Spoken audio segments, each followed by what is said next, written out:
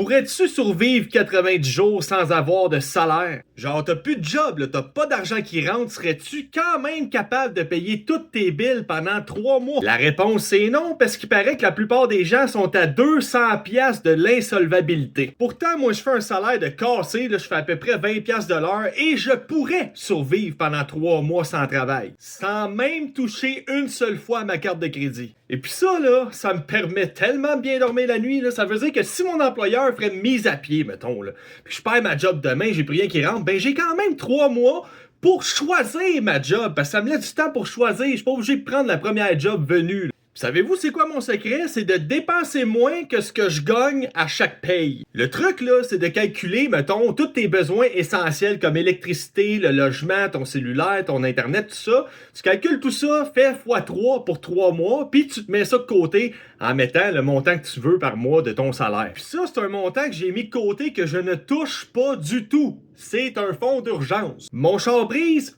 fonds d'urgence. Ton enfant, il se pète la gueule puis il doit se faire réparer une dent, fonds d'urgence. Je perds ma job, ça prend du temps avant que le chômage rentre. Fonds d'urgence. Tu t'en sers pas pour t'acheter des billets de concert, c'est pas une urgence. Tu t'en sers pas pour voyager, c'est pas une urgence. Et tu t'en sers surtout pas pour te payer ton char de rêve. C'est vraiment que pour les urgences. Cet argent-là, c'est une protection, un espèce de bouclier de tous les événements qui peuvent te bouleverser dans la vie puis te mettre dans la merde financièrement. Ben toi, t'es protégé grâce à ça. Pour ma part, ces dernières années, avant de clairer mes dettes puis d'avoir mon fonds d'urgence complet, j'ai vécu un stress financier que je m'étais juré que je voulais plus jamais vivre de toute ma chienne de vie. J'ai accumulé des dettes que je me demandais si j'allais un jour arriver à payer ça parce que ça me semblait insurmontable à un moment donné. Mais avec mon 20-21 piastres de l'heure, là, sais-tu qu'est-ce que j'ai fait, moi, avec ça, pour être capable de m'en sortir? Je me suis fait un petit fonds d'urgence d'à peu près 1 mois et demi, 2 mois, OK, sur les essentiels, puis après ça, j'ai commencé à payer les dettes back-to-back. Je me suis privé de tous les luxes que je pouvais avoir, là. Plus de coiffeuse, y a plus de nouveaux linges, plus de restaurants,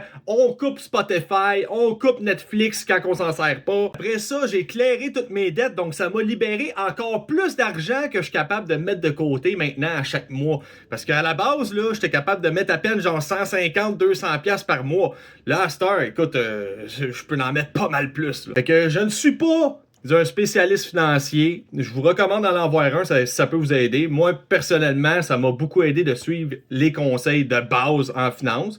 Donc, je vous recommande de le faire parce que vous allez vraiment mieux dormir la nuit. Puis vous allez être préparé quand il va y avoir des augmentations soudaines d'essence, là, que le monde capote. Sont comme, le gaz est rendu cher, l'épicerie est rendu cher. Ouais, mais quand t'es préparé, c'est déjà moins cher.